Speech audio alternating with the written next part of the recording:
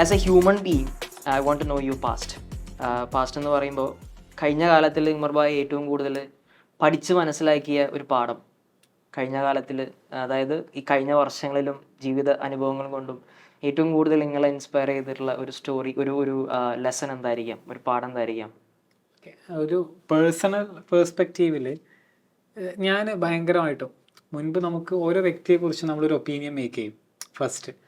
പിന്നെ അവർ നമ്മുടെ ഒപ്പീനിയൻ്റെ പുറത്തേക്ക് പോവുകയാണെങ്കിൽ നമ്മൾ ചിലപ്പം ഭയങ്കര ഡിസപ്പോയിൻറ്റഡ് ആകും. അല്ലെങ്കിൽ അവർ പലപ്പോഴും നമ്മൾ എല്ലാവരും ബാക്കിയുള്ളവരെ കുറിച്ച് ജഡ്ജ്മെൻ്റലാണ്. ലൈക്ക് ഞാനായാലും നിങ്ങളായാലും ഒക്കെ ഒരാളെ നമുക്ക് അറിയുന്ന ഫാക്ട്സ് വെച്ചിട്ട് നമ്മൾ ജഡ്ജ്മെൻ്റലാണ്. പക്ഷെ നമ്മൾ ഉൾക്കൊള്ളാത്തൊരു ഭാഗം എന്താണെന്ന് വെച്ച് കഴിഞ്ഞാൽ പീപ്പിൾ ഡു ഇവോൾവ്.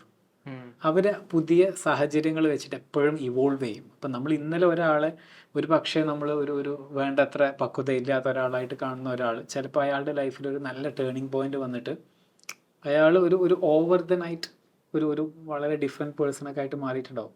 ഇത് അക്നോളജ് ചെയ്യുന്നത് എന്താണെന്ന് വെച്ച് കഴിഞ്ഞാൽ നമ്മൾ മനുഷ്യന്മാരുമായിട്ട് ഇടപെട്ടിട്ടാണ് എല്ലാ കാര്യങ്ങളും ചെയ്യുന്നത്.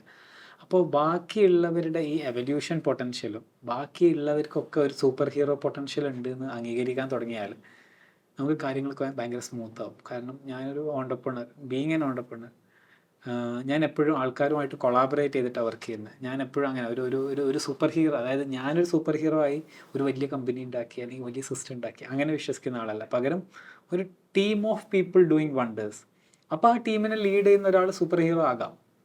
ബട്ട് ദെൻ അതൊരു ടീം ഓഫ് സൂപ്പർ ഹീറോസ് തന്നെയാണ്. അപ്പോൾ അത് നമുക്ക് എന്ത് ചെയ്യാൻ പറ്റും, ഈ ആൾക്കാരുടെ എബിലിറ്റിയിൽ ബിലീവ് ചെയ്യുക എന്നുള്ളത് ഭയങ്കര ഇമ്പോർട്ടൻ്റ് ആണ്. നമ്മൾ ഹാൻഡ് ഹോൾഡ് ചെയ്തിട്ട് അങ്ങനെയൊന്നും ഒരു കമ്പനി ഉണ്ടാവില്ല. അപ്പോൾ ഒരു ആൾക്കാരുടെ മേലുള്ള ട്രസ്റ്റ്, അവരുടെ എബിലിറ്റി ടു ഇവോൾവ്, അതാണ് കഴിഞ്ഞ കാലങ്ങളിൽ എനിക്ക് ഏറ്റവും കൂടുതൽ പേ ബാക്ക് ചെയ്തിട്ടുള്ള ഒരു കാര്യം. അതിന് നെഗറ്റീവ് സൈഡ്സ് ഉണ്ടാകാം. നമ്മൾ ചില ആൾക്കാരൊക്കെ കണ്ണടച്ച് വിശ്വസിക്കുമ്പോൾ ചില പ്രശ്നങ്ങളൊക്കെ ഉണ്ടാകാം. ബട്ട് ദെൻ ആൾക്കാരെ ട്രസ്റ്റ് ചെയ്യുമ്പോഴാണ് ഐ തിങ്ക് ലോകം കുറച്ചും കൂടെ സുന്ദരമാവുന്നതും ഈസി ആവുന്നതും ഒക്കെ. കാരണം എല്ലാത്തിനും നെഗറ്റീവായിട്ട് കാണാൻ തുടങ്ങിയാൽ കാര്യങ്ങൾ ചെയ്യാൻ ഭയങ്കര പ്രയാസമാവുമല്ലോ.